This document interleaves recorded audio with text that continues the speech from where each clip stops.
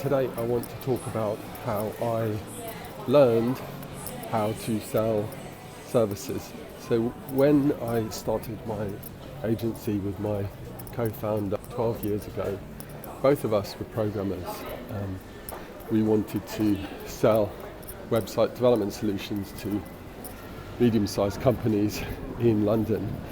But the problem was none of us knew how to sell. So we were both excellent programmers. We knew exactly what we were doing there. So operations was all right. But one of us had to sell, and I drew the short straw. So I went about talking about website design, website development, going to networking events, industry shows, meeting people one-to-one, and I was all the time talking about web design, web development, what we do, blah, blah, blah. In the end, I learned that the key to selling is asking questions and listening long before you talk about what you do or even who you are. And so this is really about defining the problem that the customer has and defining it to the maximum extent possible. So not do you want a website, but what is the problem you are looking to overcome?